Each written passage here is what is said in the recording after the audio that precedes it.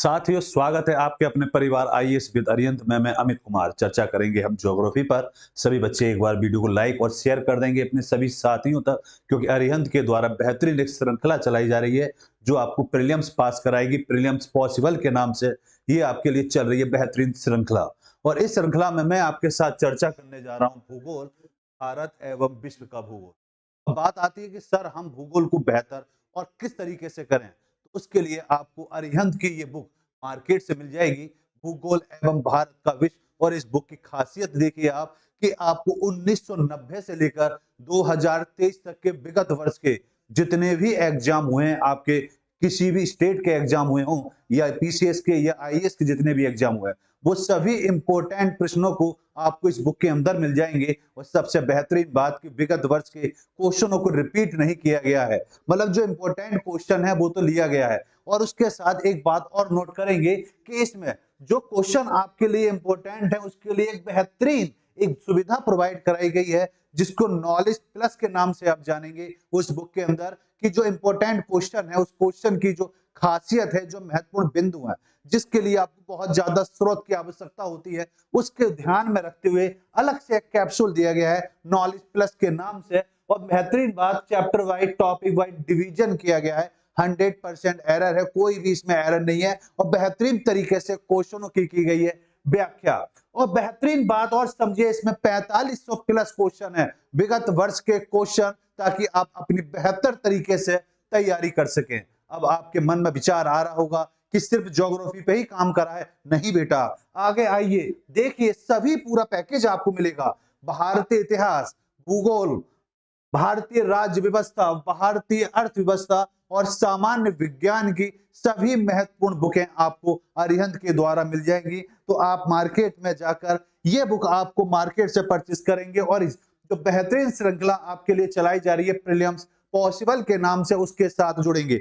जो भी कुछ आपको पढ़ाया जा रहा है, ये सभी इन बुक के अंदर जो पॉइंट दिए गए हैं, विगत वर्ष के क्वेश्चन है, उनको विस्तार पूर्वक बेहतर तरीके से आपको यहाँ प्रेजेंट किया जा रहा है। तो ये बुक आप ऑनलाइन भी मंगा सकते हैं या नजदीक के बुक स्टोर से आप जाकर घर भी रख सकते हैं। तो चलिए करते हैं श्रृंखला की शुरुआत। और आज की जो आपकी श्रृंखला है, उस श्रृंखला को आगे बढ़ाएंगे। और आज हमारा जो टॉपिक है वह है चट्टान है, कि चट्टान को लेकर आपके एग्जाम में क्वेश्चन कैसे कैसे बनेंगे। भाई, पृथ्वी की अगर हम बात करें तो पृथ्वी बहुत सारी चट्टानों से मिलकर बनी है। अब जो बहुत सारी चट्टानें हैं, वो चट्टानें कौन कौन सी हैं? क्योंकि हर क्षेत्र में आप जाएंगे, दक्षिण भारत में जाएंगे, उत्तर भारत में जाएंगे, पूर्व भारत में जाएंगे या पश्चिम या मध्य भारत में जाएंगे, तो वहां पर आपको चट्टानों का प्रारूप अलग अलग दिखाई देगा। तो वो प्रारूप कौन कौन से हैं, कौन कौन सी चट्टानें हैं, जिसको लेकर पूरे पृथ्वी को अगर देखा जाए, तो ये परिप्रेक्ष्य जो मैंने बताया वो सिर्फ भारत के परिप्रेक्ष्य में बताया, लेकिन पूरे विश्व के अकॉर्डिंग देखेंगे तो वहां पर भिन्न भिन्न तरह की चट्टानें पाई जाती हैं। तो सबसे पहले बात आती है आपकी चट्टान, या हम इसको सैले भी बोल सकते हैं। सबसे पहले परिचय समझते हैं कि आखिर चट्टान का परिचय क्या है। तो चट्टान के परिचय की बात करें तो पृथ्वी की परपटी बनाने वाले खनिज पदार्थों के प्राकृतिक पिंड जो मुलायम एवं कठोर पदार्थों से बने हुए होते हैं, जैसे ग्रेनाइट, चीका, मिट्टी आदि से जो बने हुए होते हैं, उनको कहा जाता है मुख्य तौर पर चट्टान। दूसरी बात, एक से अधिक खनिजों से निर्मित, जैसे चट्टानों का विज्ञान। अब जो चट्टान का जो विज्ञान है, उस विज्ञान की बात करें, उसका जो अध्ययन किया जाता है, उसको बोला जाता है पेट्रोलॉजी। अब यहाँ पर देखिए दो शब्द हैं बेटा, एक शब्द है पेट्रोलॉजी। अब इस शब्द को अगर हम तोड़ेंगे तो इस शब्द जैसे साइकोलॉजी, तो साइकोलॉजी, पेट्रोलॉजी, तो इसकी बेहतरीन बात हो साइकोलॉजी, जैसे अध्ययन, लॉजी मालिक किसका, जो चीज हमें दिखाई दे, तो यहाँ पर पेट्रोलॉजी, तो यहाँ पर शब्द को अलग करा पेट्रो। तो पेट्रो का मतलब क्या होता है, चट्टान। तो ऐसी चट्टान अभी हम पढ़ेंगे कितने प्रकार की चट्टानें होती हैं। और जब बात करी जाएगी लॉजी की, तो लॉजी का मतलब होता है अध्ययन करना।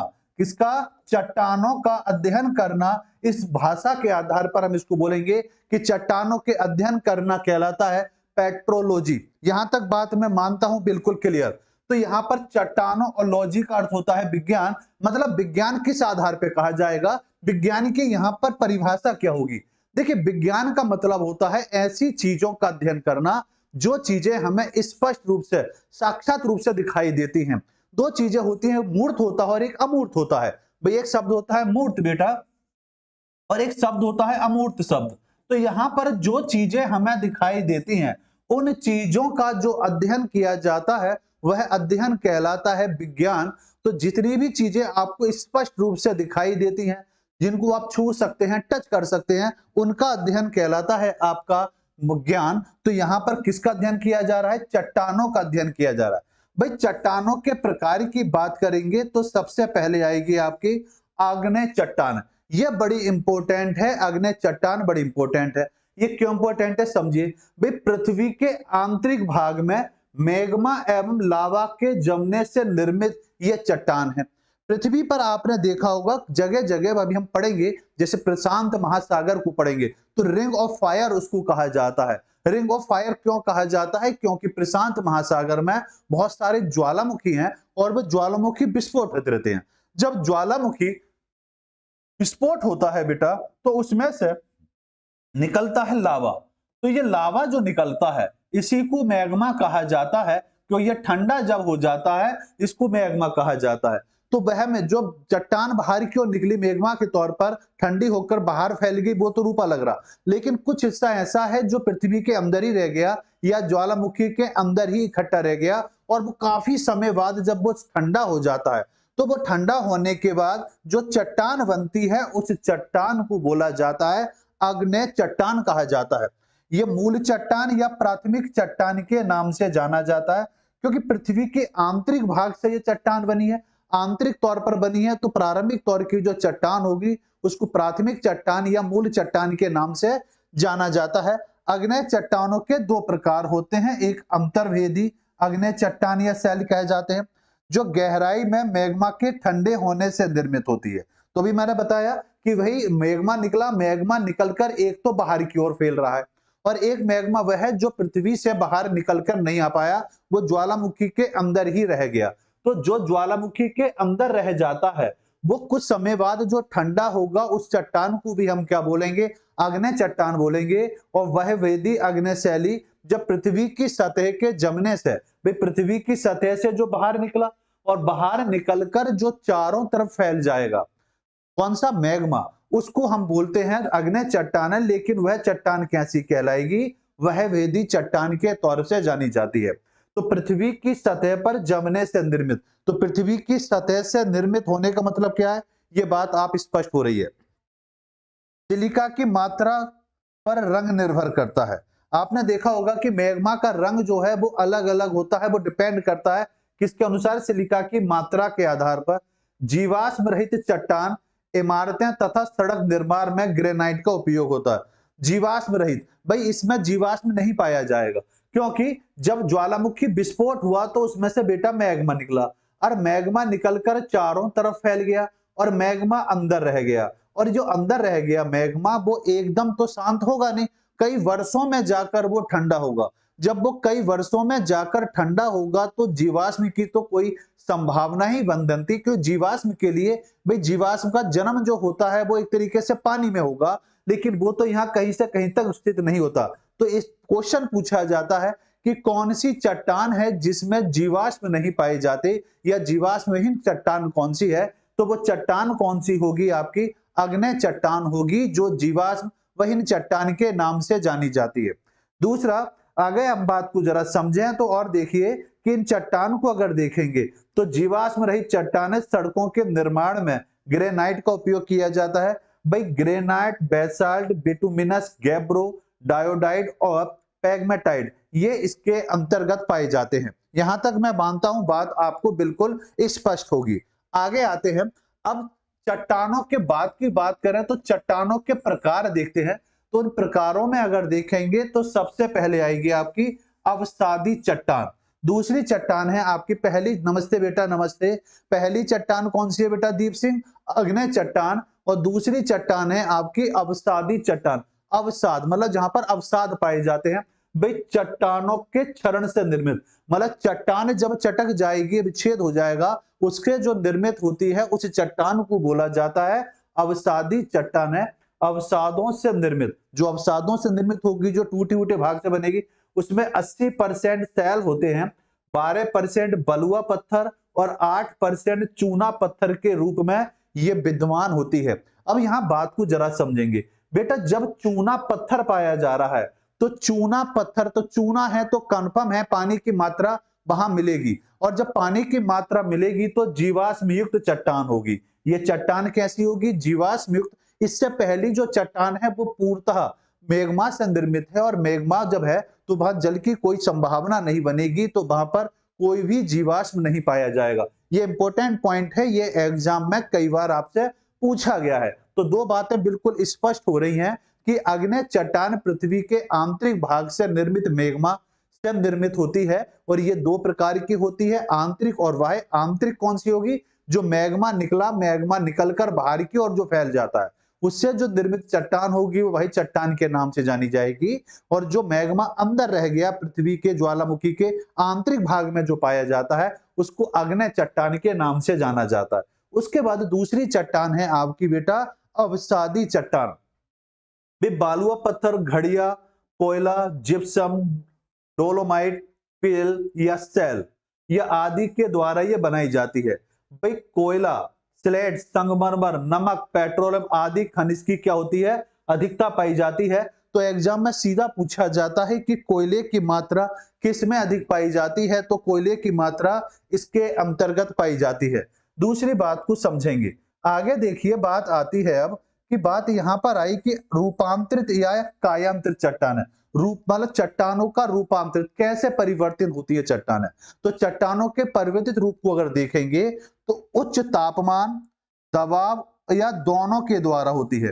भाई पहली चट्टान जो थी वो थी क्या आपकी? आग्नेय चट्टान, जो कैसे बनी बेटा? ज्वालामुखी का हुआ विस्फोट, और ज्वालामुखी के विस्फोट से एक लावा निकला और वो निकलकर बाहर की ओर फैला। जब वो बाहर की ओर फैला तो उसके बाहर जो चट्टान बनी उसको हमने आग्नेय चट्टान कहा, और जो अंदर की ओर रह गया भाग उसको भी आग्नेय चट्टान कहा। अब इसके बाहर जब आते हैं तो अगली चट्टान जो बनी वो अवसादी चट्टान बनी। अवसादी चट्टान के नीचे कौन सी चट्टान है? आपके आग्नेय चट्टान है। और यहां देखिए बात उच्च तापमान तथा दाब, तो किसी चीज के ऊपर उच्च टेम्परेचर या दाब बनेगा, उनके द्वारा ये चीजें चट्टानें कैसे होती है? रूपांतरित हो जाती हैं, रूप में इनका हो जाता है परिवर्तन हो जाता है। उच्च ताप की वाष्प या जल की रासायनिक क्रिया से आग्नेय और अवसादी चट्टानों के मूल रूप, रंग, स्वरूप आदि में क्या हो जाता है? परिवर्तन हो जाता है। ये इंपॉर्टेंट बात है, इस बात को समझेंगे। ये एग्जाम में विगत वर्ष में कई बार पूछी गई है कि चट्टानों के रूपांतरित में क्या परिवर्तन होता है?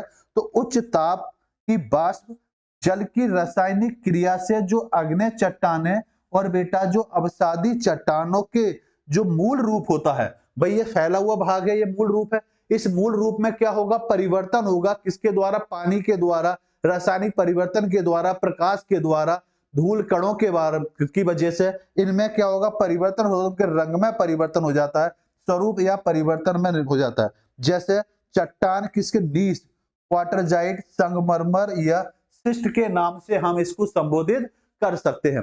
दूसरी बात अगर हम आते हैं, अब देखिए चट्टानों का रूपांतरण कैसे किया जाता है, ये बड़ा इंपॉर्टेंट है। इस बुक की यही तो खासियत है कि हर पॉइंट को बड़ा बेहतर तरीके से लिया गया है, कम चीजों को लिया गया है, लेकिन सेलेक्ट वो बिंदु लिए गए हैं जो आपके एग्जाम में डिट्टो आते हैं। जैसे भाई यहां से क्वेश्चन पूछा जाता है चट्टानों के रूपांतरण, तो सबसे पहले बात आती है आग्नेय चट्टान कि आग्नेय जो चट्टान है उनका रूपांतरण कैसे होता है? तो रूपांतरण से बना सेल कौन सा? जैसे ग्रेनाइट है तो ग्रेनाइट का रूपांतरण क्या हो जाता है? नीस, ये याद करेंगे, ठीक है ना। वेसाल्ट का क्या हो जाता है? एम्फीबोलाइट हो जाता है। जबकि वेसाल्ट का अगर हम बात करेंगे तो सिस्ट हो जाता है। अब यहां पर दो बातें आ रही है, ताप और दाब की वजह से ये बेसाल्ट पहले एम्फीफोलाइट में परिवर्तित होती है और उसके बाद किस में कन्वर्ट होती है? ये सिस्ट में परिवर्तित होती है। अगली बात आती है बेटा अवसादी चट्टान है। अवसादी चट्टान को अगर हम देखेंगे तो क्वेल तथा सेल जो है ये स्लेट में परिवर्तित हो जाती है। चूना पत्थर, चूना पत्थर जो होता है ये किस में कन्वर्ट होता है? संगमरमर में। जबकि चौक या डोलामाइट की बात करें तो ये भी संगमरमर में परिवर्तित होता है। बालू का पत्थर जो है वो क्वार्टरजाइट में परिवर्तित होता है। कांग्लोमेरेट जो है वो आपका क्वार्टरजाइट में कन्वर्ट होता है। बिटुमिनस कोयला जो है ग्रेफाइट एवं हीरा में। ये इंपॉर्टेंट है, ये बहुत पूछा जाता है। अब रूपांतरित चट्टान की अगर हम बात करें कि जो रूपांतरित चट्टान है उसका रूप क्या परिवर्तित होता है, ये भी बात को जरा समझेंगे। स्लेट किस में हो जाता है, फाइलाइट में, फाइलाइट किस में हो जाता है, सिस्ट में, जबकि गैब्रो हो जाता है सर्पेंटाइन में। तो यहां तक ये इंपॉर्टेंट बिंदु थे, ये इंपॉर्टेंट बात है, इनको जरा आप नोट भी करेंगे। और जिस बच्चे की क्लास हो जाती है मिस, मैं पुनः सलाह दूंगा जो भी कुछ पढ़ाया जा रहा है इस बुक के द्वारा पढ़ाया जा रहा है, ये बुक आपको मार्केट से मिल जाएगी, इस बुक को साथ में रखिए और अपनी तैयारी क्लास के साथ करिए बेटा, अगर प्रीलिम्स आपको क्लियर करना है। आगे आते हैं बात पर। देखिए अभी हमने जितना पढ़ा, अब उससे रिलेटेड विगत वर्ष के जितने भी क्वेश्चन आपके एग्जाम में आए हैं उन सभी बिंदुओं को यहां पर लाया गया है और बताएंगे कि कौन सा है। निम्नलिखित में से कौन सी एक आग्नेय चट्टान नहीं है, वही आग्नेय चट्टान कौन सी नहीं है। अब बात आती है कि आग्नेय चट्टान, पहले हम ये समझेंगे बेटा कि आग्नेय चट्टान कहा किसे जाता है। भाई आग्नेय चट्टान वह चट्टान होती है जो ज्वालामुखी के विस्फोट होने से मैग्मा के फैलने से बनती हैं। और मैग्मा के फैलने से जो बनती हैं, मैग्मा एक तो ज्वालामुखी के चारों तरफ फैल गया तो ये आपकी आग्नेय चट्टान हो गई, और दूसरा ज्वालामुखी जो बाहर नहीं निकल पाया, इसके द्वारा जो आंतरिक चट्टान बन रही वो इसके अंतर्गत आती है। तो जरा बताएंगे कौन सा है, क्योंकि अभी एक डायग्राम आपके सामने आया था, वहां पर रूपांतरित परिवर्तन के आधार पर कुछ चीजें आपको स्पष्ट करी थी। तो बताइए इसका सही आंसर क्या होगा। भाई ग्रेनाइट होगा, नाइस होगा, झावा होगा या बेसाल्ट होगा। तो जल्दी से बताएंगे इसका सही और सटीक आंसर क्या होगा। दीप सिंह बेटा जल्दी से आंसर दो इसका सही और सटीक आंसर। देखो भाई ग्रेनाइट भी होता है, झावा भी होता है, बेसाल्ट भी होता है, सही आंसर क्या होगा, नाइस जो होता है ये आग्नेय चट्टान के अंतर्गत नहीं आता। और देखिए यूपी पीसीएस प्री 2018 का ये प्रश्न है, अभी हाल ही के ये क्वेश्चन आपसे पूछे जा रहे हैं, जरा व्याख्या को समझें। भाई नाइस आग्नेय चट्टान नहीं बल्कि कायांतरित चट्टान है। ये चट्टान कैसी है, कायांतरित चट्टान है, परिवर्तित चट्टान के रूप में जानी जाती है। कायांतरित या रूपांतरित चट्टान का निर्माण मूल चट्टान के स्वरूप में परिवर्तन से आने से होता है। क्योंकि देखिए बेटा जो आग्नेय चट्टान होती है, जो आग्नेय चट्टान होती है, ये चट्टान जो होती है ये मूल चट्टान होती है, और इस मूल चट्टान से जो परिवर्तन होता है वो परिवर्तन अलग चीज है। तो जो परिवर्तन होगा, परिवर्तन होने पर डिपेंड करता है कि वो अवसादी में कन्वर्ट हो रही है या अन्य रूप में परिवर्तित हो रही है।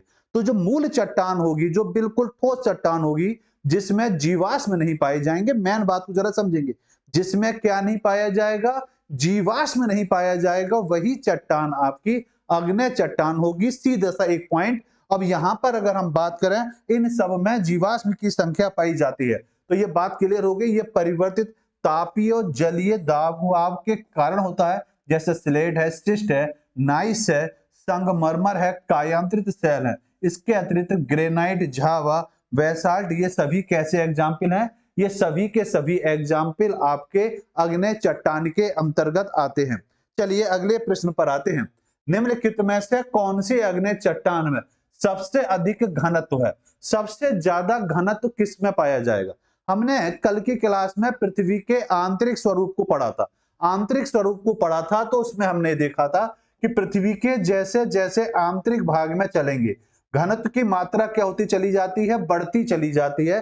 भाई घनत्व लगभग लगभग 2.8% से शुरू होता है और नीचे जाकर लगभग लगभग 13 तक पहुंच जाता है, 13 साढ़े 13 तक ग्राम तक पहुंच जाता है। तो यहां पर जरा बताइए कि कौन सी चट्टान है जिसमें क्या घनत्व की मात्रा सबसे अधिक पाई जाएगी। भाई बेसाल्ट होगी, ओलिवाइन की होगी, पाइरोक्सीन की होगी या क्वार्टर्स की होगी। तो जल्दी से बताइए घनत्व सबसे ज्यादा किसका पाया जाता है, जल्दी से बताएं कि सही और सटीक आंसर क्या होगा। जी सभी लोग आंसर देते चलेंगे और वीडियो को लाइक भी शेयर भी करते चलेंगे। तो देखिए बेटा पृथ्वी के आंतरिक जो सबसे आंतरिक चट्टान होगी उसी में घनत्व की मात्रा सबसे ज्यादा पाई जाएगी। यहां पर अगर हम बात करें तो बेसाल्ट जो है, बेसाल्ट में सबसे ज्यादा घनत्व पाया जाता है। तो सबसे अधिक घनत्व किस में पाया जाएगा, बेसाल्ट में पाया जाएगा। भाई बेसाल्ट की बात करें तो गैब्रो क्षारीय अग्नि चट्टान है। अग्नि चट्टान को अगर हम देखें तो हम इसको दो भागों में बांट सकते हैं, एक आंतरिक और बाह्य, और उसको एक रूप और बोला जाता है छेब्रो के नाम से भी, ग्रेवो के नाम से भी इसको संबोधित किया जाता है। तो ग्रेवो चट्टान का एक ये हिस्सा है। और इसके अगर हम बात करें तो सिलिका की जो मात्रा होती है, इसमें जो सिलिका है, सिलिका की जो मात्रा पाई जाती है वो लगभग 40 से लेकर 60% के मध्य पाई जाती है। ये भी इंपॉर्टेंट क्वेश्चन है जो आपसे पूछा जाता है। बिल्कुल बेटा, बहुत बढ़िया दीप सिंह। देखिए दीप सिंह का आंसर सबसे पहला है, बहुत बढ़िया बेटा, वेरी गुड। तो सभी लोग आंसर देते चलेंगे बेटा। तो किस में पाया जाता है? बेसाल्ट है। और इसमें सिलिका कितनी पाई जाती है? 40 से 60% तक पाई जाती है। अन्य तत्वों की अगर हम बात करेंगे तो इसमें लोहा पाया जाता है, मैग्नीशियम पाया जाता है, चूना महत्वपूर्ण रूप में पाया जाता है। तो ये आपका आंसर बिल्कुल क्लियर हो गया कि आंसर क्या है बेटा आपका ए मतलब आपका आंसर है बेसाल्ट। भी बेसाल्ट अग्नि चट्टानों में सबसे अधिक क्या पाया जाता है? घनत्व। और घनत्व को पुनः समझ लें, पृथ्वी के जितने नीचे चलेंगे घनत्व की मात्रा बढ़ती चली जाएगी। अब बेसाल्ट जो है ग्रेबोधारीय अग्नि चट्टान है, इनमें सिलिका की मात्रा 40 से 60% तक होती है। अन्य तत्व की बात करेंगे तो लोहा है, इसमें मैग्नीशियम है, चूना है। तो ये जो है ये सभी के सभी इसके अंतर्गत पाए जाते हैं। इनका घनत्व अधिक होता है और रंग जो है इनका गहरा होता है। चलिए अगले प्रश्न पर आते हैं। निम्नलिखित में से कौन सी चट्टान है जिसमें जीवाश्म नहीं पाया जाता? झारखंड पीसीएस 2013 का प्रश्न है। भाई इसका आंसर तो हर बच्चा देगा, क्योंकि इसकी चर्चा जो है मैं आपके साथ थोड़ी देर पहले कर चुका हूं। तो जल्दी से बताइए कि इसका सही आंसर क्या होगा। सभी लोग आंसर देंगे कि इसका सही और सटीक आंसर क्या है, कि कौन सी चट्टान है जिसमें जीवाश्म नहीं पाए जाते। तो जीवाश्म किसमें नहीं पाए जाएंगे? भाई जीवाश्म उसमें नहीं पाए जाएंगे जो बिल्कुल कठोर चट्टान होगी। तो कौन सी ऐसी चट्टान है इसमें जो मूलतः सबसे कठोर चट्टान है? कठोर चट्टान की बात करेंगे तो वो किसके अंतर्गत आएगी? अग्नि चट्टान के अंतर्गत आएगी। बिल्कुल बेटा, ग्रेनाइट। बहुत बढ़िया, वेरी गुड बेटा, वेरी गुड, बिल्कुल सही आंसर आया। भाई ग्रेनाइट जो है, ग्रेनाइट में जीवाश्म नहीं पाया जाता, क्योंकि ये अग्नि चट्टान की प्राकृतिक कठोर संरचना है। तो क्योंकि हम जानते हैं बेटा कि जो अग्नि चट्टान होती है, अग्नि चट्टान जो होती है इनमें जीवाश्म नहीं पाया जाता है, और इसी की प्राकृतिक कठोरता होती है, इसमें बहुत ज्यादा कठोरता पाई जाती है। कठोरता कंफर्म पाई जाएगी, क्योंकि ये किससे बनी हुई होती है? ये मैग्मा से बनी होती है। मैग्मा मतलब ज्वालामुखी के विस्फोट से ये निर्मित होती है। चलिए, तो ये आपका आंसर बिल्कुल सही आया। आंसर है इसका आपका भी। भाई ग्रेनाइट चट्टान में जीवाश्म नहीं पाया जाता, क्योंकि अग्नि चट्टानों की प्रकृति कैसी होती है? कठोर होती है, और इनका निर्माण तप्त मैग्मा के ठंडे होने के कारण होती है। इनमें पिघले हुए पदार्थ धीरे धीरे पृथ्वी की गहराई तक ठंडे होते जाते हैं, तथा आकस्मिक शीतलता के कारण इनमें जीवाश्म की संभावना बिल्कुल समाप्त हो जाती है। ग्रेनाइट के अतिरिक्त ग्रेवो है, वेसाल्ट है, पैग्मेटाइट है, डायोराइट है, स्टोन है, आपका प्यूमिस है, आदि जो है अग्नि चट्टान है। जबकि बात की जाए बलुआ पत्थर अवसादी चट्टान है, जबकि सेल कांग्लोमेरेट या कायांतरित चट्टान या रूपांतरित चट्टान के रूप में इसको जाना जाता है। चलिए अगले प्रश्न पर आते हैं। निम्नलिखित में से कौन समूह से नहीं है? उत्तराखंड पीसीएस प्री 2012 का प्रश्न है। मतलब चट्टानों का स्वरूप दिया हुआ है, आपको यह पहचानना है कि कौन सा स्वरूप है जो इससे संबंधित नहीं है। जैसे नीस दिया है, बालू का पत्थर दिया है, चूना पत्थर दिया है, और सैल दिया है। तो इसमें कौन सा ऑप्शन है जो समूह से अलग है? जल्दी से बताएंगे इसका सही और सटीक आंसर क्या होगा। जी जल्दी से बताएंगे, क्योंकि इस क्वेश्चन की अगर बात करें तो थोड़ी देर पहले इसकी हमने चर्चा करी है। तो जल्दी से बताएंगे सही और सटीक आंसर क्या है। देखिए अगर यहां बात करें नीस, बालू का पत्थर, चूना पत्थर और सैल की बात करें, तो इसमें कुछ एक दो तीन चट्टानें रूपांतरित चट्टान के अंतर्गत आती हैं, बल्कि एक जो है इसमें अवसादी चट्टान के अंतर्गत आती है। तो क्या ऑप्शन होगा जरा देखें। भाई दीप सिंह का आंसर आया है ए। सभी लोग आंसर देंगे बेटा, सभी लोग आंसर दें जो इस समय क्लास देख रहे हैं। बिल्कुल सही आंसर है बेटा, नीस इसका बिल्कुल सही आंसर है। भाई नीस की अगर हम बात करें तो ग्रेनाइट का रूपांतरित है। ये किसका? ग्रेनाइट का रूपांतरित रूप है, क्या है? नीस। जबकि बालू का पत्थर, चूना पत्थर और अगर हम सैल की बात करें तो ये अवसादी चट्टान के उदाहरण है। तो ये बात क्लियर होगी, ये तीनों एक समूह के अंतर्गत आ रहे हैं, जबकि ये समूह से अलग है। बहुत बढ़िया बेटा, बिल्कुल बहुत बढ़िया। हाँ, नीस रूपांतरित चट्टान है, बहुत बढ़िया, बिल्कुल सही पहचाना। चलिए, तो आपने आंसर बहुत बेहतरीन तरीके से पहचाना, आंसर इसका ए है। और आइए व्याख्या को भी देख लेते हैं। भी नीस समूह से संबंधित नहीं है, क्योंकि नीस ग्रेनाइट का रूपांतरित रूप है और इसके अतिरिक्त बालू का पत्थर, चूना पत्थर, सैल इत्यादि अवसादी चट्टानों के क्या है? उदाहरण है। इनका निर्माण विभिन्न कणों के एक विशेष स्थान पर समूहकरण प्रक्रिया के द्वारा होता है या जमाव के परिणाम स्वरूप होता है। ये जीवाश्म एक खनिज तेल में संपन्न होते हैं। तो ये इंपॉर्टेंट है कि तेल या खनिज की मात्रा जो पाई जाती है इन्हीं चट्टानों के अंतर्गत पाई जाती है। इसका सही आंसर हुआ आपका ए। चलिए अगले प्रश्न पर आते हैं। बलुआ पत्थर एक परतदार चट्टान है। परतदार चट्टान है। मध्य प्रदेश पीसीएस प्री 1993 का प्रश्न है। ये क्यों है? जरा रीजन बताएगा कोई कि भाई ये किसकी वजह से? मरुस्थल से बनती है, गर्मी से बनती है, पानी के नीचे बनती है, या पहाड़ के ऊपर बनती है? तो जल्दी से बताएंगे कि इसका सही और सटीक आंसर क्या होगा कि बलुआ पत्थर एक परतदार चट्टान है। क्यों है? जल्दी से बताएं, जल्दी से बताइए इसका सही और सटीक आंसर क्या बनेगा। सभी लोग आंसर देंगे, ठीक है। देखिए यहां बात अगर हम करें तो जो बलुआ पत्थर है वो यांत्रिक प्रक्रिया से निर्मित होता है और अवसादी तथा परतदार चट्टान के अंतर्गत ये आता है। तो जब इसके अंतर्गत आएगा तो इसका निर्माण जो है भाई बालू के कणों से होगा। जब बालू के कणों से होगा तो बालू के जो पत्थर हैं उनमें क्या है? अवशेष के साक्ष्य पाए जाएंगे और अवशेष के साक्ष्य पानी जाएंगे तो पानी के नीचे ही बनेगा। बस सीधी सी बात, एक शॉर्टकट बात को। बिल्कुल बेटा, दीप सिंह का आंसर देखिए सबसे पहले आता है। बहुत बढ़िया बेटा, सी आपका बेहतरीन आंसर। भाई सीधी बात बेटा, जब यहां पर लिखा है बलुआ पत्थर तो बलुआ मतलब बालू से बनेगी। और जहां बालू है तो ये कंफर्म है कि बालू के कण है, तो वो पदार्थ जो है वहां पर अवशेष और पानी के साक्ष्य जरूर मिलेंगे। तो ये बिल्कुल सही आंसर है कि बिल्कुल राइट आंसर आपका सी होगा। देखिए आंसर आपका सी, बहुत बढ़िया। भाई बलुआ पत्थर एक परतदार चट्टान है। ये भी देखिए, ये बात मैंने बोली कि बलुआ कैसी चट्टान है? परतदार चट्टान है। इस बात को भी समझेंगे क्योंकि पानी के नीचे बनती है। तो बलुआ पत्थर किसके नीचे बनता है? पानी के नीचे बनता है। जो पानी है, पानी के नीचे जो चट्टान होगी उसको बलुआ पत्थर के नाम से या हम उसको परतदार चट्टान के नाम से संबोधित कहते हैं।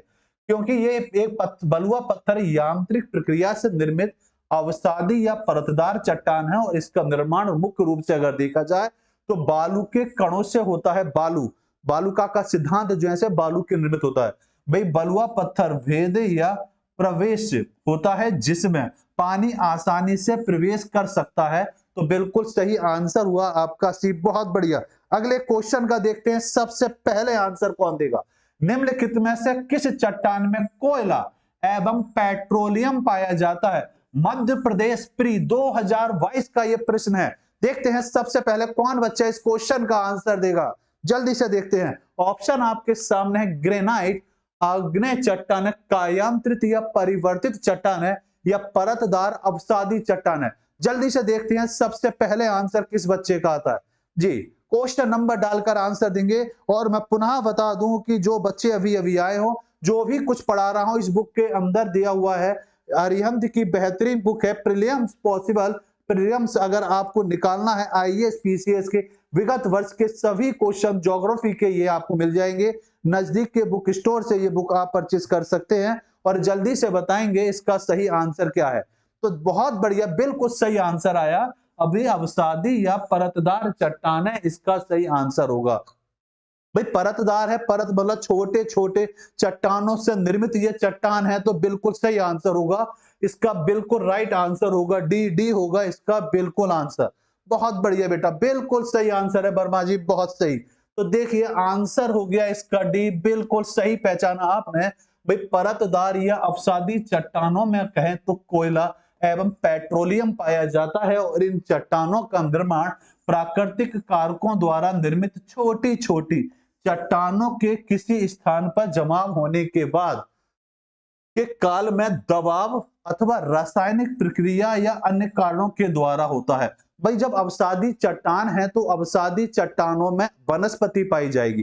भाई तेल के साक्ष्य अगर मिलेंगे तो ये कंफर्म है कि वहां पहले कभी कई वर्ष पहले, कई शताब्दी वर्ष पहले वनस्पति के साक्ष्य जरूर रहे होंगे, वहां कोई ना कोई वनस्पति जरूर दबी होगी, तभी वो आंसर आपका बनेगा। वनस्पति या जीव जंतुओं के जीवाश्म पाए जाते हैं। साथ ही इन चट्टानों में लौह अयस्क, खनिज तेल, फास्फेट, कोयला या सीमेंट की चट्टानें आदि भी पाई जाती हैं। तो बिल्कुल सही आंसर हुआ आपका D. D is the right answer. बिल्कुल, बहुत बढ़िया बेटा। चलिए अगले प्रश्न पर आते हैं, देखते हैं किसका आंसर भाई सबसे पहले आता है। निम्नलिखित में से कौन सी बलकृत रूप से बनी अवसादी चट्टान। क्वेश्चन की गहराई को समझेंगे। बलकृत रूप से यूपी पीसीएस प्री 2009 का ये प्रश्न है, तो जल्दी से देंगे इस क्वेश्चन का आंसर कि सर इस क्वेश्चन का तो सही आंसर है भाई। बलकृत मतलब जो बालू से बनी होगी वही तो बलकृत कहलाएगी। तो जल्दी से आंसर देंगे। लवण शैल होगा, चूनास्म होगा, बालूकास्म होगा या जिप्सम इसका आंसर होगा। जी जल्दी से देखते हैं कि इस क्वेश्चन का सही आंसर किस बच्चे का सबसे पहले आता है। जी बहुत बढ़िया, वेरी गुड बेटा, वेरी गुड। तो यहां बात को जरा समझें। वही बलकृत रूप में लिखा है, तो बलकृत रूप में लिखा है, तो बलकृत रूप में बात करेंगे तो जो शैल है, जो अब चट्टान है, वो किसके अंतर्गत आएगी? बालूकास्म के अंतर्गत आएगी। तो वो चट्टान अवसादी शैल कौन सा है? क्योंकि ये किसके द्वारा बने होते हैं? बालू के कणों के द्वारा बनी हुई होती है और छोटी छोटी चट्टानों को सम्मिलित रूप से ये बनाई जाती है। बीच में अगर हम बात करें तो जो बलुआ पत्थरों में 99% तक, ये बात इंपॉर्टेंट है कि इन चट्टानों में 99% तक सिलिका पाई जाती है। क्या पाई जाती है? सिलिका पाई जाती है। ये इंपॉर्टेंट है, इस बात को जरा समझने की कोशिश करेंगे। तो चलिए आते हैं आपकी व्याख्या पर।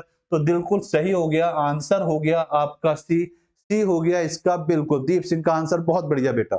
देखिए बलकृत रूप से बनी अवसादी शैल जो है बालूकास्म या बालुका है, जो बालू के कणों के अधिक दबाव में जमने से बनती है। ये दृढ़ता से जमी होती है। कंफर्म है, जब छोटे छोटे हिस्सों में जमेगी तो दृढ़ता के रूप में ही जमेगी। शुद्ध बलुआ पत्थर में की बात करें तो 99% तक सिलिका की मात्रा हो सकती है। ग्रेनिस्ट सिली इसी प्रकार की होती है जो दृढ़ता पूर्वक जमी होती है। जिस शिला में बालू के बड़े कण मिलते हैं उन्हें पिंड शिला, या जिनके दान छोटे होते हैं उन्हें बालू में या मृण में कहा जाता है। तो यहां तक बात बिल्कुल क्लियर। चलिए अगले प्रश्न पर आते हैं। आईएएस प्री 2001 का यह प्रश्न आपसे पूछा जा रहा है। परतदार, जो परतदार चट्टानें होती हैं के विषय में दिए गए निम्नलिखित कथनों पर विचार कीजिए कि आपको यहां कुछ स्टेटमेंट दिया हुआ है, आपको बताना है कौन सा स्टेटमेंट सही है। परतदार चट्टानें पृथ्वी की सतह पर जलीय तंत्र द्वारा निर्मित होती है। एक एक पॉइंट को समझेंगे। भाई परतदार, तो परत मतलब जगह जगह छोड़कर परतदार चट्टानें जो होती हैं वो आपको पृथ्वी पर क्या होती हैं? जलीय तंत्र द्वारा निर्मित होती हैं। भाई जगह जगह जब परत छोड़ा जाएगा तो जलीय साक्ष्य मिलेंगे, बिल्कुल मिलेंगे, ये बात बिल्कुल सही बैठती है। दूसरी, परतदार चट्टानों के निर्माण में पूर्व विद्यमान चट्टानों के क्षण सम्मिलित होते हैं। तो परतदार चट्टान जो होगी उसमें पुरानी चट्टानों के अवशेष या जीवाश्म किसी ना किसी रूप में अवश्य पाए जाएंगे। तो इसका भी सही आंसर होगा सी। बिल्कुल 1 2 3 4, बहुत बढ़िया बेटा। दीप सिंह ने तो देखिए आंसर ही दे दिया। परतदार चट्टानों में जीवाश्म पाए जाएंगे, बिल्कुल। जब पानी के कण पाए जाएंगे बीच में तो जीवाश्म पाए ही जाएंगे। और परतदार चट्टानें विशिष्ट रूप की परतों में पाई जाती हैं। तो बिल्कुल सही आंसर हुआ आपका डी। डी है बिल्कुल राइट आंसर। बहुत बढ़िया बेटा, बिल्कुल सही आंसर आया, बिल्कुल राइट आंसर है आपका डी। चलिए व्याख्या को भी समझते हैं। तो ये तो क्लियर हो गया कि आंसर है आपका डी। भाई परतदार चट्टानों को विषय में सभी कथन क्या है? सही है, ये आपने बिल्कुल स्पष्ट करा। पृथ्वी की सतह पर पाई जाने वाली परतदार शैलों के निर्माण में जलीय तंत्र की भूमिका महत्वपूर्ण होती है। ये चट्टानें मौलिक चट्टानों के टूटने या जमा होने पर बनती हैं। इनके निर्माण में पूर्व विद्यमान चट्टानों का क्षरण सम्मिलित होता है और धरातल पर इनका विस्तार लगभग कितना होता है 75%। कितना होता है 75%। और कोयला, खनिज तेल, स्लेट, संगमरमर, नमक, पेट्रोलियम आदि खनिज इन्हीं शैलों से प्राप्त होते हैं। अपक्षय या अपर्दन के विभिन्न साधनों जैसे जल, वायु, पवन आदि के द्वारा टूटने, विघटित होने तथा परिवहन के पश्चात एक जगह एकत्रित होने से अवसादी चट्टानें बनती हैं और इनमें जीवाश्म एवं खनिज पदार्थ पाए जाते हैं। परतदार शैलों में विशिष्ट प्रकार की परतें पाई जाती हैं और इनमें 3 से 5 स्तर पाए जाते हैं। तो कितने स्तर पाए जाते हैं इनमें? 3 से 5 स्तर इसके अंतर्गत आते हैं। निम्नलिखित में से कौन कायांतरित चट्टान का उदाहरण नहीं है? मतलब रूपांतरित चट्टान का उदाहरण कौन सा इसके अंतर्गत नहीं है? उत्तराखंड पीसीएस प्री 2022 का ये प्रश्न है। तो देखते हैं सबसे पहले कौन है जो इसका आंसर देगा भाई कि इसमें ये वाली होगी। क्वार्टरजाइट होगा, मार्बल होगा, नीस होगा या डोलोमाइट इसके अंतर्गत आएगा। तो जल्दी से बताइए सही आंसर क्या होगा। मतलब इसमें सीधा बताना है कि रूपांतरित चट्टान का कौन सा या कायांतरित चट्टान का हिस्सा कौन सा नहीं है। ठीक, जल्दी से आंसर देंगे कि इसका सही और सटीक आंसर क्या हो सकता है।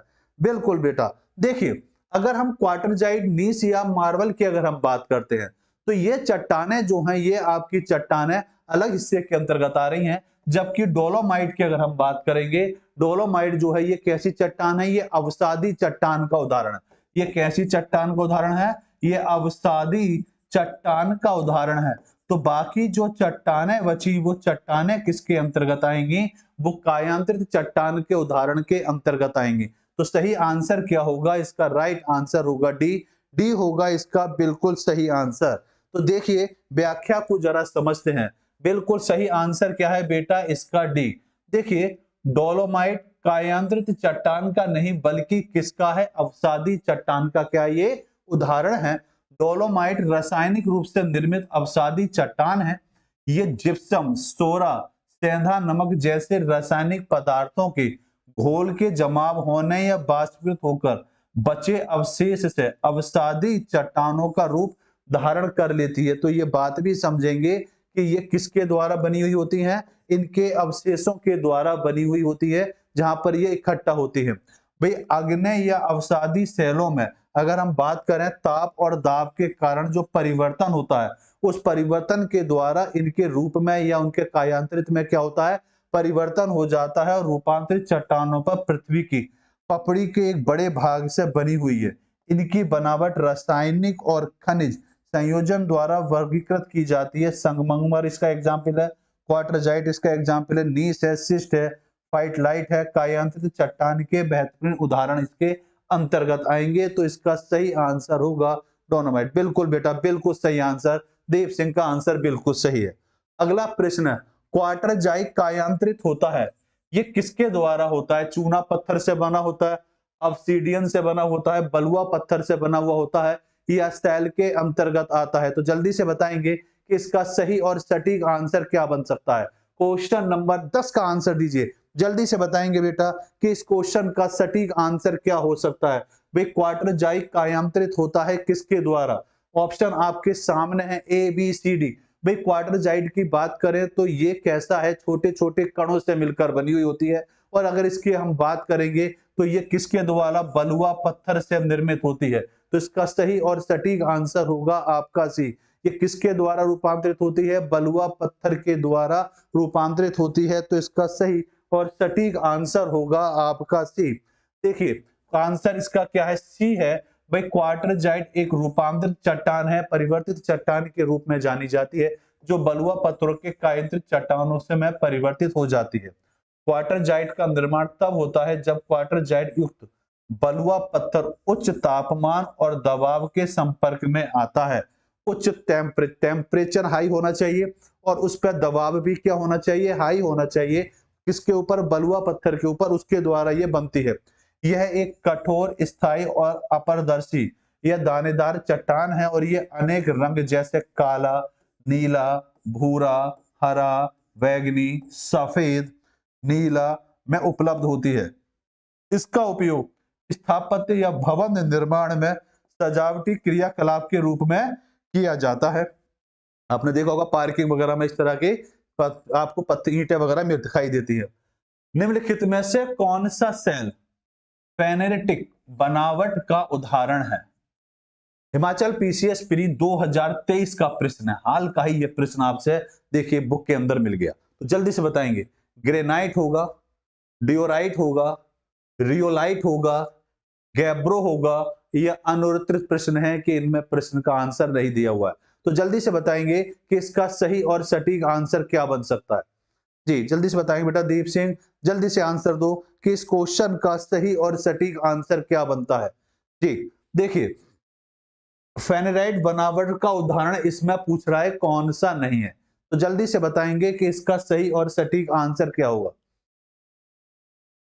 जी बहुत बढ़िया, देखिए बात को जरा समझा भाई, उदाहरण कौन सा नहीं है, तो ग्रेनाइट भी इसके अंतर्गत आता है, डियोराइट भी आता है, रियोलाइट भी आता है, कौन सा आंसर होगा? गैब्रो इसका सही और सटीक आंसर होगा, बिल्कुल राइट आंसर होगा गैब्रो। तो समझ लीजिए बेटा, गैब्रो एक प्रकार का सेल है, परंतु ये फेनेरेटिक सेलों की श्रेणी में नहीं आता। इसके अंतर्गत ग्रेनाइट, डियोराइट, रियोलाइट सेलों में सम्मिलित किया जाता है। यह सेलों के आकार में बड़े बड़े कणों वाले सेलों के फेनेटिक सेल कहा जाता है, जिसकी चर्चा थोड़ी देर पहले मैंने आपके साथ की थी, वह इसका आंसर होगा। बिल्कुल बहुत बढ़िया। चलिए अगले प्रश्न पर आते हैं। बिहार की भौगोलिक संरचना चट्टानीय प्रणालियों से बनी है। चट्टानीय प्रणालियों का उनके विवरण से मिलान कीजिए। बिहार पीसीएस 2023 का यह प्रश्न है और इस प्रश्न का आंसर देना है कि इस क्वेश्चन का सही और सटीक आंसर क्या बनेगा। ऑप्शन आपके सामने है, ऊपर रख देते हैं। ये आपके सामने पूरा क्वेश्चन अब दिखाई दे रहा होगा, ठीक है बेटा। अब बताइए कि इसका सही आंसर क्या होगा।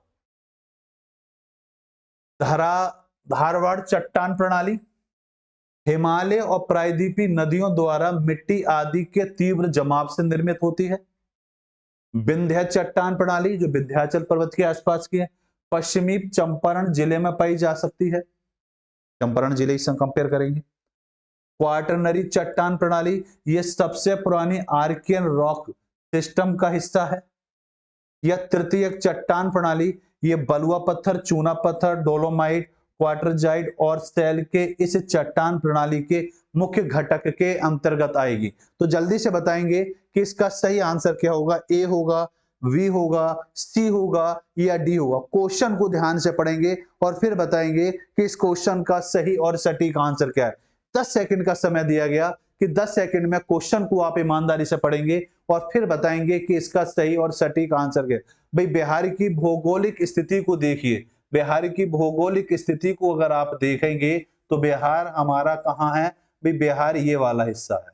ये जो हिस्सा है बिहार, अब इसमें चट्टानों के रूपांतरण के आधार पर बात करने है, चट्टानों के अकॉर्डिंग ये क्वेश्चन देना है, तो इसका सही आंसर क्या होगा तो जल्दी से बताएं। वही धारवाड़ चट्टान प्रणाली, तो धारवाड़ चट्टान मतलब धारी नुमा संरचना, जिसमें धार जैसी संरचना पाई जाती है। तो धारवाड़ चट्टान जो होगा वो चट्टान कैसी चट्टान होगी, सबसे पुराने आर्कियन और रॉक सिस्टम का हिस्सा होगी। पहली बात के लिए।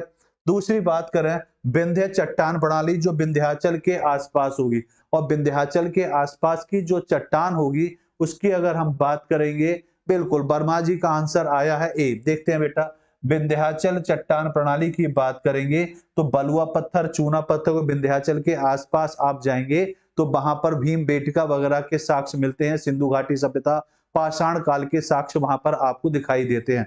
तो ये बात बिल्कुल क्लियर होगी कि विंध्याचल चट्टान जो होगी वहां पर बलुआ पत्थर, चूना पत्थर, डोलोमाइट, क्वार्टरजाइट सेल, इस तरह के चट्टान प्रणाली के मुख्य घटक इसके अंतर्गत आते हैं।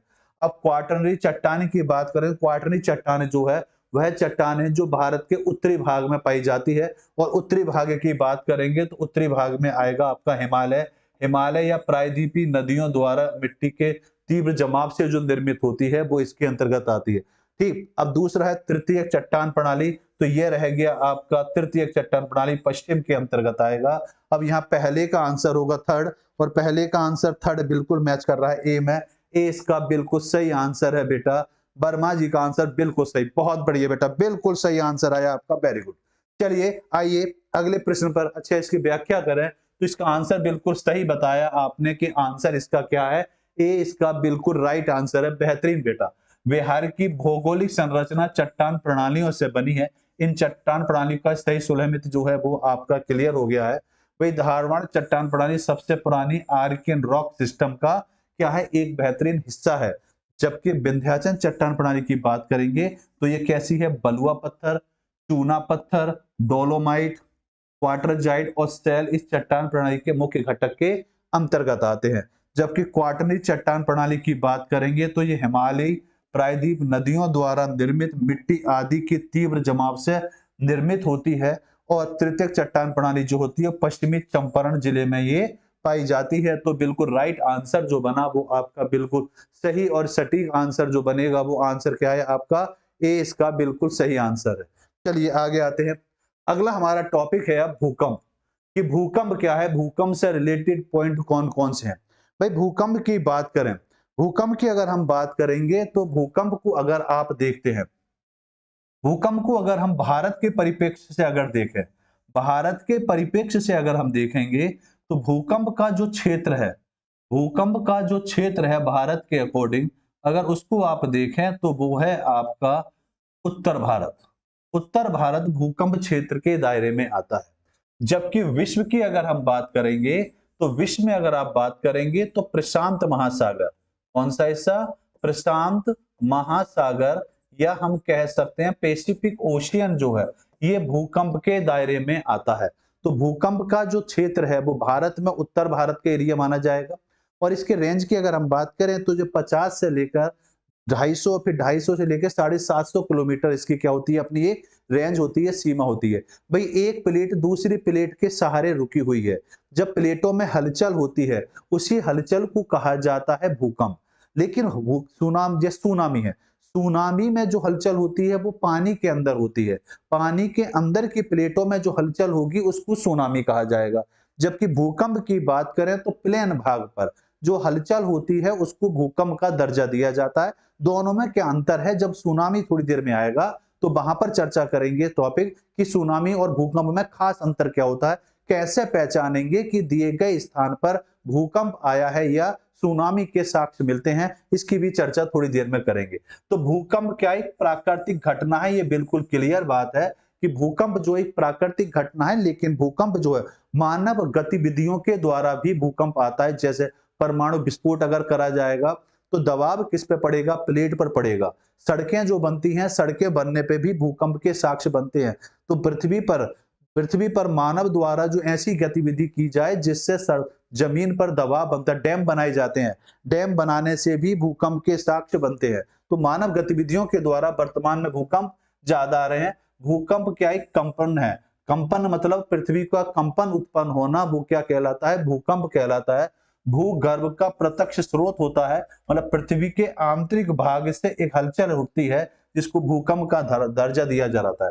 भाई धरातल के ऊपर या नीचे चट्टानों में लचीलेपन या गुरुत्वाकर्षण में समय स्थिति में क्षणिक अवस्था में ये उत्पन्न होता है।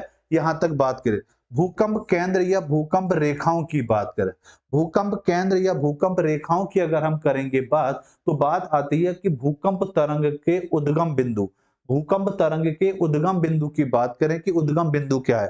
भाई कोई क्षेत्र है, मान लीजिए कि भूकंप मूल की बात करें तो जिस स्थान से भूकंप कंपन प्रारंभ होता है, मान लो कि हिमालय के किसी क्षेत्र से किसी बिंदु से क्या होता है, कंपन उत्पन्न होता है, भूकंप मूल के नाम से जाना जाता है। लेकिन भूकंप केंद्र की बात करें, भूकंपीय लहरों का सबसे पहले अनुभव किया जाना। तो एक तो बात आई कि जहां से लहर उत्पन्न हुई, तो जहां से लहर उत्पन्न होती है भूकंप मूल कहा जाता है। और जहां पर जाकर सबसे पहले लहर का महसूस किया जाता है, जहां महसूस किया जाता है उसको भूकंप लहर के नाम से जाना जाता है। जब एक ही समय पर आने वाले भूकंपीय स्थानों को जोड़ने वाली जो रेखा है उसको सह भूकंप रेखा कहा जाता है। जैसे आपने उत्तर भारत में देखा होगा, उत्तर भारत में एक ही समय पर भूकंप के साक्ष्य आपको दिखाई देते हैं 2 से 3 महीने के अंदर, मोस्टली 3 से 4 महीने में तो आता ही आता है। तो उसको हम जो कहेंगे उससे क्या कहा जाता है, सह भूकंप रेखाओं के नाम से उसको संबोधित किया जाता है। जबकि भूकंप तरंगों की अगर हम बात करें तो भूकंपीय तरंगें 3 प्रकार की होती हैं और वो 3 प्रकार कौन-कौन से होते हैं? एक होता है प्राथमिक प्राइमरी, सेकेंडरी और तीसरी होती है धरातलीय तरंगें जिनको पीएसएल के नाम से संबोधित किया जाता है। इन तरंगों का बहुत बड़ा रोल होता है और इन्हीं के आधार पर पता चलता है पृथ्वी की आंतरिक संरचना का जब अध्ययन किया जाता है तो पृथ्वी की आंतरिक संरचना में जानकारी करने में सबसे बड़ा स्रोत जो है भूकंप को ही माना जाता है। कुछ लोग कहते हैं कि पृथ्वी अंदर से ठोस है, कुछ लोग कहते हैं भी पृथ्वी अंदर से जल की मात्रा अधिक पाई जाती है या नमी की मात्रा ज्यादा पाई जाती है। तो लेकिन साक्ष्य के आधार पर, भूकंप के आधार पर आकलन किया जाता है कि पृथ्वी अंदर से कैसी है, ठोस है, लेकिन प्रमाणिक तौर पर यह बात नहीं की जा सकती। तो इसी आधार पर अगर हम इनकी तरंगों की प्रकार देखेंगे तो पहली है प्राथमिक तरंग है। प्राथमिक तरंगों की बात करेंगे तो ये प्राथमिक तरंगें चलती कैसी हैं? तो प्राथमिक तरंगें जो चलती हैं अनुदैर्घ्य तरंगों के समान चलती हैं। कैसी चलती हैं? अनुदैर्घ्य तरंगों के ये समान चलती है, जिससे द्वितीयक या गौण तरंगों के नाम से भी जाना जाता है। अब बात आती है कि इनकी स्पीड या क्या होती है, तो इनकी स्पीड देखें तो सर्वाधिक वेग जो होता है, इनका वेग 8 से लेकर 14 किलोमीटर पर सेकंड होता है। मतलब 1 सेकंड में ये 8 से 14 किलोमीटर की ये दूरी को कवर करती है।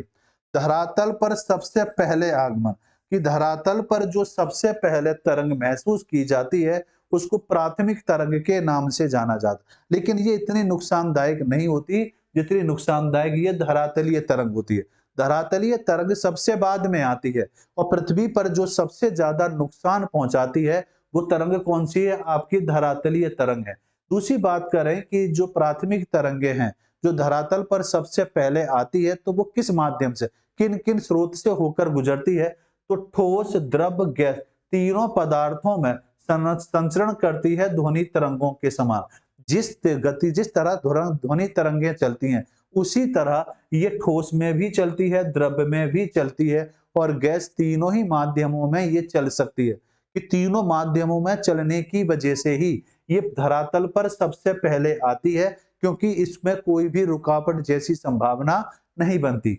जबकि द्वितीयक तरंग की बात करेंगे, सेकेंडरी तरंग की, सेकेंडरी वेव की अगर करेंगे बात, तो बात आती है कि ये आड़ी या अनुप्रस्थ तरंग है या तरंग लहर है। जैसे पानी में आपने पत्थर फेंक कर मारा, तो पत्थर जब आप फेंक कर मारते हैं तो जैसी लहरें बनती हैं, आपने अक्सर देखा होगा, गंगा किनारे गए होंगे, किसी तालाब के किनारे गए होंगे, वहां जाकर अगर आपने पत्थर फेंक कर मारा होगा तो एक लहर सी बन जाती है। तो वो जैसी लहर बनती है उसी तरह ये तरंगे की संरचना बनती है, जिसको द्वितीय तरंगे कहते हैं।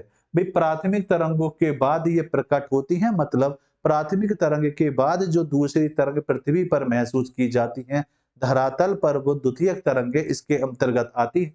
और द्वितीयक तरंग की अगर हम करेंगे गति की बात, तो इसकी गति 4 से 6 किलोमीटर पर सेकंड के आसपास होती है। क्योंकि इसकी स्पीड या हम ये कहें वेग हल्का होता है, कम होता है, इसलिए ये सेकंड नंबर पर आती है। दूसरा, तरल पदार्थों से होकर संचरण संभव नहीं है। क्यों?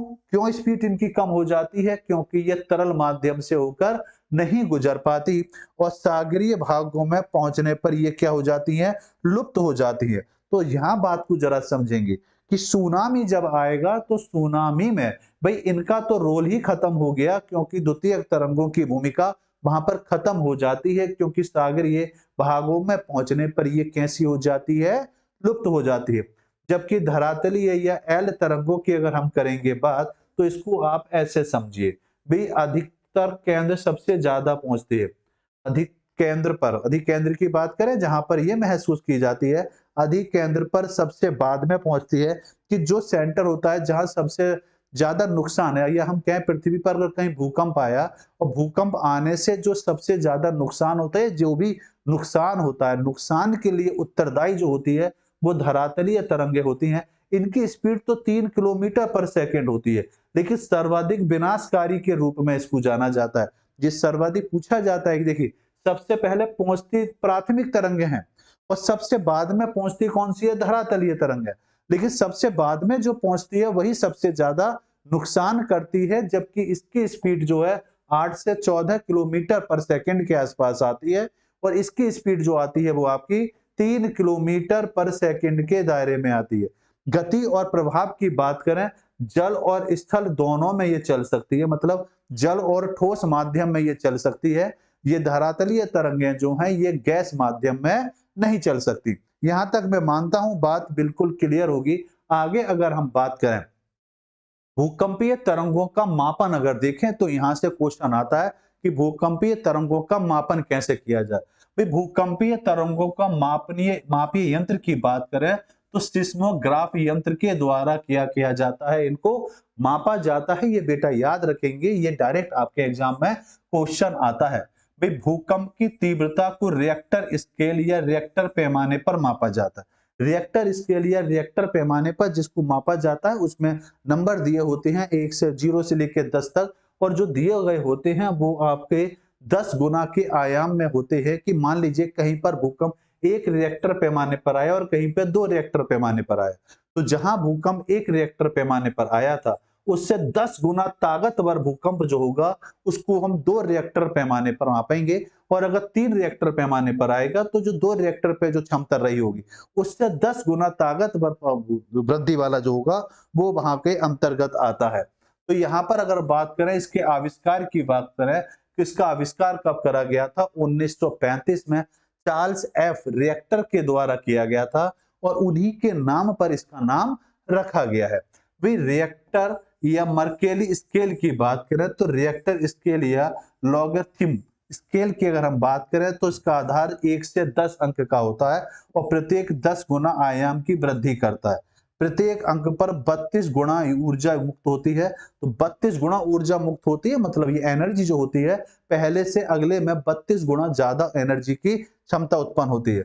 मर्केली स्केल पर भूकंप तीव्रता का मापन किया जाता है। गहनता तीव्रता 1 से 12 तक स्केल का नाम भूकंप वैज्ञानिक मर्केली के नाम पर रखा गया था। आगे आते हैं, भाई भूकंप विश्व वितरण या 3 प्रमुख बिंदु कौन कौन से हैं?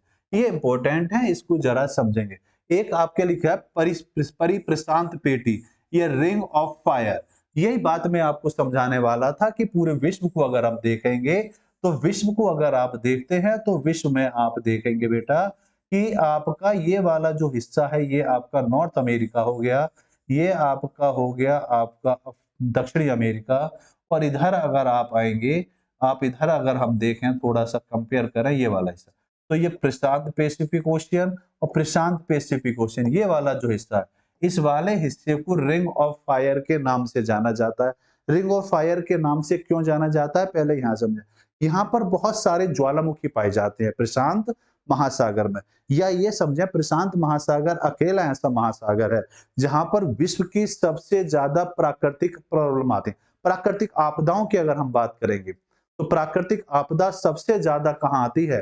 प्राकृतिक आपदा सबसे ज्यादा प्रशांत महासागर में आती है, जिसको रिंग ऑफ फायर क्यों कहा जाता है? ज्वालामुखी की अधिक मात्रा पाए जाने पर, क्योंकि यहाँ ज्वालामुखी आए दिन विस्फोटित होते रहते हैं। और यहाँ पर प्राकृतिक आपदा या भूकंप की बात करेंगे तो लगभग 63% संभावना यहाँ सबसे ज्यादा बनी रहती है।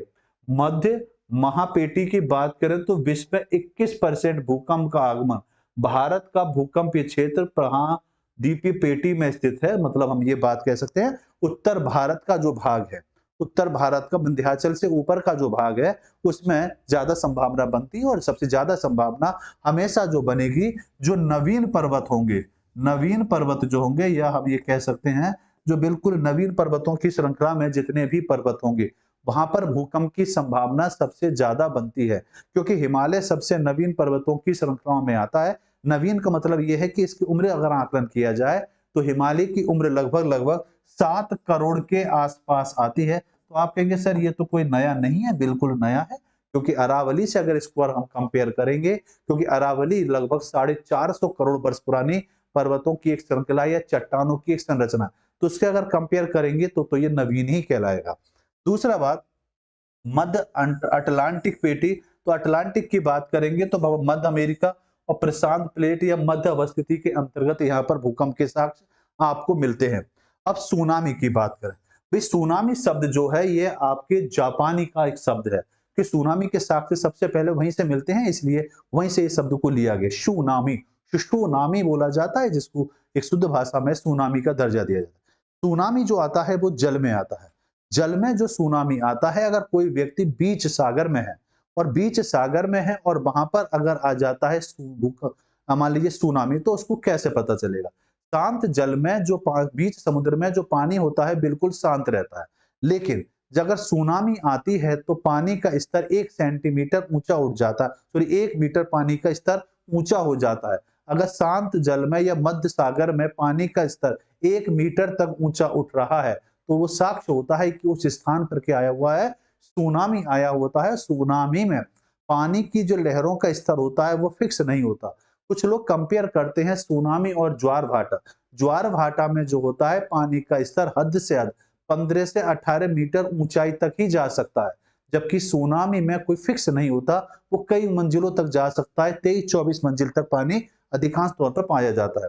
अतः सागरीय भूकंप द्वारा उत्पन्न लहरों को सुनामी कहा जाता है। सागरीय तल में अचानक परिवर्तन या अव्यवस्था के कारण सागरीय जल में विस्थापन से सुनामी का उद्भव होता है और विनाशकारी सुनामी फुकुशिमा फुकुशिमा में ये आता है, जो आपके जापान के अंतर्गत आता है। चलिए आगे आते हैं। अब आपके सामने है पहला प्रश्न। अब इस प्रश्न का देखते हैं कि सबसे पहले आंसर कौन सा बच्चा देगा। बात अगर है क्लियर तो जल्दी से एक बार सभी बच्चे यस कर देंगे कि यहां तक बात बिल्कुल क्लियर है। जी बेटा, क्लियर है ना बात? यस। तो चलिए पहला क्वेश्चन आपके सामने आया और इस क्वेश्चन का देखते हैं आंसर सबसे पहले कौन दे। भूकंप के समय किन तरंगों का उद्भव होता है? BSL, AVL, RSL या PSL? छत्तीसगढ़ PCS 2013 का ये प्रश्न है। तो जल्दी से आंसर देंगे कि इसमें कौन सी तरंगे उत्पन्न होती हैं जब भूकंप के साक्ष्य मिलते हैं। तो भूकंप के साक्ष्य जो मिलते हैं तो वहां पर जो तरंगे उत्पन्न होते हैं प्राइमरी, सेकेंडरी और लर्जरी धरातलीय तरंगे PSL। तो PSL कौन सा ऑप्शन है? डी होगा इसका बिल्कुल राइट आंसर। दीप सिंह का आंसर सबसे पहले आया। वेरी गुड बेटा, बहुत बढ़िया। सभी लोग आंसर देते हुए चलेंगे तो ये बात क्लियर होगी। भूकंप के समय PSL तरंगों का उद्भव होता है और भूकंप के दौरान जो ऊर्जा भूकंप मूल से निर्मित होती है उससे प्रत्यास्थ ऊर्जा कहते हैं। और भूकंप के दौरान अनेक प्रकार की भूकंपीय तरंगें उत्पन्न होती हैं, जिन्हें 3 श्रेणियों में बांटा गया है, जिन्हें प्राथमिक तरंगें प्राइमरी, द्वितीयक सेकेंडरी और धरातलीय सरफेस तरंगों के नाम से PSL के नाम से भी इनको संबोधित किया जाता है। अगला प्रश्न आपसे कह रहा है भारतीय उपमहाद्वीप का उत्तर पश्चिमी प्रदेश ग्रहणशील है जिसका कारण क्या होगा? उत्तर प्रदेश PCS मेंस 2005 का प्रश्न है। तो जल्दी से बताएंगे इसका कारण क्या है। कारण दीजिए कि इस क्वेश्चन के कारण क्या बनेगा। ज्वालामुखी क्रिया होगा, प्लेट टेक्टोनिक क्रिया होगी, मूंगे बनने की क्रिया होगी, या सभी के सभी अंतर्गत आएंगे। तो अगर भारत को अगर आप देखेंगे बेटा, तो भारत में जो बात की जा रही है वो बात की जा रही है उत्तर पश्चिमी भाग की। भाई उत्तर पश्चिमी भाग की बात करी जा रही है, इस वाले क्षेत्र की बात की जा रही है। इस वाले क्षेत्र की अगर हम बात करते हैं तो ये वाला क्षेत्र जो है प्लेट टेक्टोनिक क्रिया के द्वारा ग्रहणशील होता है। तो इसका सही आंसर होगा आपका बी होगा बिल्कुल सही और सटीक आंसर। भारतीय उपमहाद्वीप का उत्तर पश्चिमी प्रदेश भूकंप ग्रहणशील है जिसका कारण है प्लेट टेक्टोनिक क्रिया। जिस क्रिया के कारण ये क्षेत्र भूकंप से प्रभावित रहता है, क्योंकि उत्तर भारत का ही जो भाग है वही भूकंप से सबसे ज्यादा प्रभावित रहता है। क्योंकि इस क्षेत्र में परतों की मोटाई अधिक होती है, इसलिए पिघला लावा मैग्मा बाहर की ओर नहीं निकल पाता और आंतरिक भाग में मैग्मा की स्थिति प्लेट की गतिशीलता के कारण भारत के उत्तर पश्चिमी भाग में भूकंप आने की संभावना क्या रहती है? यहाँ पर निरंतर बनी रहती है। अगला प्रश्न है निम्नलिखित भूवैज्ञानिक परिघटनाओं पर विचार कीजिए। ISPRI 2014 का यह प्रश्न है। भ्रंश का विकसित होना, भ्रंश के साथ गतिशील होना, ज्वालामुखी उद्गम उद्गार द्वारा उत्पन्न प्रतिघात या चट्टानों की वलय। तो जल्दी से बताइए इसका सही और सटीक आंसर क्या बनेगा। देखिए, अगर भूवैज्ञानिक परिघटना की बात करें, मतलब भूकंप की अगर हम बात करते हैं, तो भ्रंश का विकसित होना, बिल्कुल सही बात है। भई भ्रंश किसे कहा जाता है? भई ये चट्टान है, वो ज्वालामुखी के विस्फोट होने से नीचे धँस जाना, ये क्या कहलाता है? भ्रंश। भ्रंश के साथ गतिशील होना, तो भ्रंश के साथ भई गतिशील होते हैं, ज्वालामुखी उद्गार उत्पन्न प्रतिघात होती है और चट्टानों के वलन हो। बिल्कुल सही आंसर। तो इसके सभी के सभी ऑप्शन क्या सही हैं? डी होगा इसका बिल्कुल राइट आंसर। वर्मा जी का आंसर बहुत बढ़िया बेटा, बिल्कुल सही आंसर आया। इसका राइट आंसर होगा आपका डी। भूवैज्ञानिक परिघटनाओं के संबंध में बात की जाए तो सभी के सभी कथन आपके सही बैठते हैं। भाई भ्रंश का विकसित होना, भ्रंश के साथ गतिशीलता, ज्वालामुखी उद्गार का उत्पन्न प्रतिघात या चट्टानों का बलन भूवैज्ञानिक परिघटनाओं के अंतर्गत आता है। पर भ्रंश का विकास तनाव जनित बलों के कारण होता है और भ्रंश क्षेत्रों में प्लेट विवर्तनी के कारण गतिशीलता आती है और भ्रंश घाटी में अनेक सक्रिय और निष्क्रिय ज्वालामुखी अवस्थित है और पृथ्वी पर वर्तमान में ऐसे क्षेत्र सक्रिय भूकंपीय क्षेत्र है।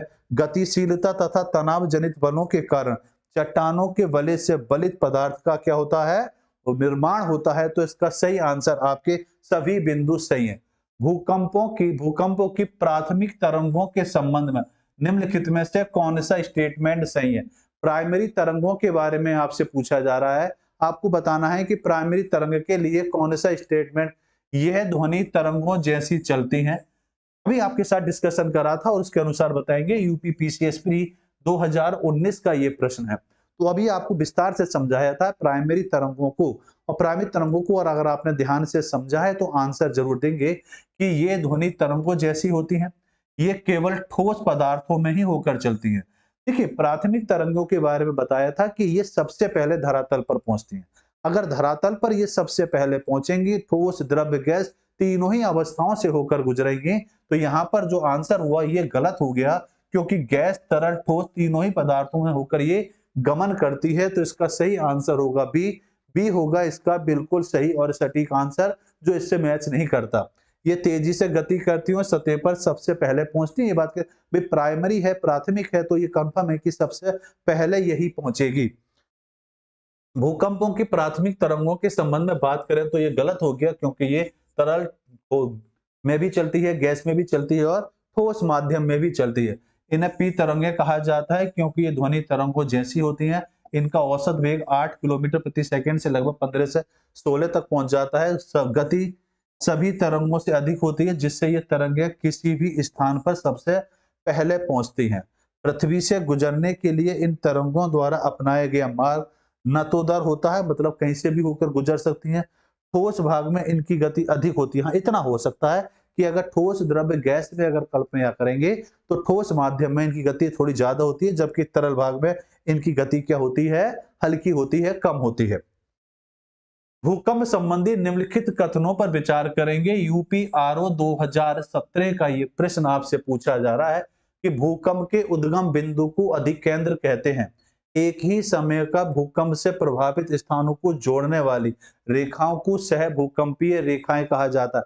ध्यान से समझेंगे बेटा, बड़ा बेहतरीन विस्तार से शुरुआत में इस बुक में सभी बिंदु विस्तार से चर्चा की गई है। शुरुआत में चैप्टर शुरू करने से पहले व्याख्या शुरू करी जाती है और उसके बारे में स्पष्ट रूप से वह बिंदु दिए गए हैं जो विगत वर्ष के क्वेश्चन में पूछे गए हैं, उनसे रिलेटेड जो क्वेश्चन आपके लिए बन सकते हैं। तो देखिए, इसकी चर्चा अगर हम करें तो भूकंप के उद्गम बिंदु को अधिकेंद्र कहते हैं, ये तो गलत बैठता है। अधिकेंद्र उसको नहीं कहते। भूकंपीय क्षेत्र के दायरे में अगर बात करें, एक ही समय पर भूकंप से प्रभावित स्थानों को जोड़ने वाली रेखाओं को सह भूकंप रेखाएं कहा जाता है। बताया था कि जब एक ही स्थान पर एक साथ कई जगह जब भूकंप आता है एक ही बिंदु एक ही समय पर, तो उसको सह भूकंप रेखा के नाम से जाना जाता है। तो इसका सही आंसर होगा बी। बी होगा इसका बिल्कुल राइट आंसर। मैं मानता हूं अब बात आप समझ गए होंगे कि बी क्यों सही है। भाई भूकंप के संबंध में अगर हम बात करें तो एक ही समय पर आने वाले भूकंप क्षेत्र को मिलाने वाली रेखा को क्या कहा जाता है? सह भूकंप कहा जाता है।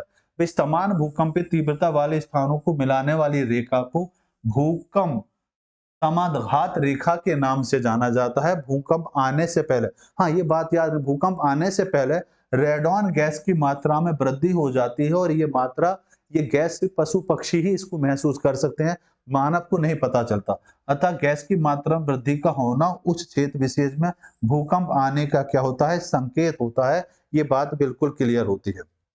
दूसरा, निम्नलिखित में से किस यंत्र का भूकंप तरंगों के मापन के लिए प्रयोग किया जाता है? Uttarakhand lower PCS 2010, UP PCS mains 2017 में ये प्रश्न आपसे पूछा गया है। तो जल्दी से बताएंगे इसका सही और सटीक आंसर क्या होगा। भाई, भूकंप तरंगों को मापने के लिए किस यंत्र का प्रयोग किया जाता है, ये आंसर तो जरूर देंगे। मैं मानता हूं इसका आंसर जरूर आना चाहिए। वर्मा जी जल्दी से बताइए।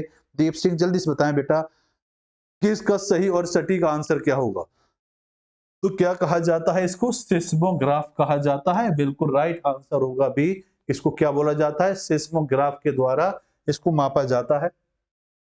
सिस्मोग्राफ से भूकंपी तीव्रता की अवधि, आवृत्ति और दिशा के बारे में जानकारी प्राप्त होती है। इस उपकरण के द्वारा भूमि में होने वाली हलचल का ग्राफ बनाया जाता है, जिसे सिस्मोग्राफ कहते हैं। सिस्मोग्राफ के आधार पर भूकंप से निकलने वाली ऊर्जा का पता लगाया जाता है। तो सही आंसर जो हुआ वो आंसर आपका क्या हुआ? बी हुआ। निम्नलिखित कथनों पर विचार कीजिए। आईएसपी 2023 का ये प्रश्न है, तो जल्दी से बताएंगे कि इसका सही और सटीक आंसर क्या होगा। भूकंपीय लेखी सिस्मोग्राफ में एस से पूर्व पी तरंगे अभिलिखित की जाती हैं। अच्छा, पी तरंगों के अलग अलग कण तरंग प्रसार की दिशा में आगे पीछे कंपन करते हैं, जबकि एस तरंगों के कण तरंग प्रसार की दिशा में समकोण ऊपर नीचे कंपन करते हैं। तो जल्दी से बताएंगे इस क्वेश्चन का सही और सटीक आंसर क्या होगा। डी बेटा जल्दी से बताएंगे। बिल्कुल सिस्मोग्राफ, बिल्कुल सही आंसर। तो यहाँ पर अगर हम बात करेंगे क्वेश्चन नंबर 7 की, तो इसमें भूकंप लेखी सिस्मोग्राफ में एस तरंगों से पहले पी तरंगों अभिलिखित की जाती हैं। बिल्कुल सही बात है कि प्राइमरी तरंगें पहले आती हैं। पी तरंगों के अलग अलग कण तरंग प्रसार की दिशा में आगे पीछे कंपन करते हैं, क्योंकि ये आवर्ती गति में कार्य करते हैं, जबकि एस तरंगों के कण प्रसार दिशा में गति करते हैं। प्रसार जैसे पानी की लहर की तरह चलते हैं। तो बिल्कुल सही आंसर बनेगा आपका सी। दोनों ही स्टेटमेंट यहाँ पर बिल्कुल सही और सटीक बैठते हैं। देखिए, ये बात बिल्कुल क्लियर हो गई कि आंसर क्या है, इसका सी है। भाई, भूकंप के दौरान उत्पन्न लहरों को भूकंप लहरें या तरंगें कहा जाता है, जो क्रमशः प्राइमरी, सेकेंडरी और सरफेस तरंगों के नाम से इनको जाना जाता है। भूकंपीय तरंगों की तीव्रता को सिस्मोग्राफ यंत्र के द्वारा मापा जाता है। प्राथमिक तरंगें सर्वाधिक वेग वाली होती हैं, जिन्हें प्राथमिक तरंगें कहा जाता है। ये भूकंप लेखी या सिस्मोग्राफी एस तरंगों से पहले आती हैं और ये ठोस, द्रव और गैस तीनों ही अवस्थाओं में संचरण करती हैं। एस तरंगें अपेक्षाकृत कम वेग वाली होती हैं, कि सेकेंडरी तरंगें हैं तो प्राथमिक तरंगों के बाद ही ये धरातल पर पहुंचती हैं। पी तरंगों में अलग अलग कण प्रसार की दिशा में आगे पीछे कंपन करते हैं, ध्वनि अनुदैर्ध्य के आधार में, जैसे मैंने चर्चा करी। जबकि एस तरंगों के कण तरंग प्रसार की दिशा में समकोण ऊपर नीचे अनुदैर्ध्य तरंगों के रूप में संचरण करते हैं। धरातलीय तरंगें अधिक केंद्र पर सबसे बाद में पहुंचती हैं और सर्वाधिक विनाश नुकसान जो पहुंचाती हैं पृथ्वी पर, यही तरंगें पहुंचाती हैं। तो मैं आशा करता हूं कि आज कुछ महत्वपूर्ण बिंदु पर मैंने आपके साथ की चर्चा।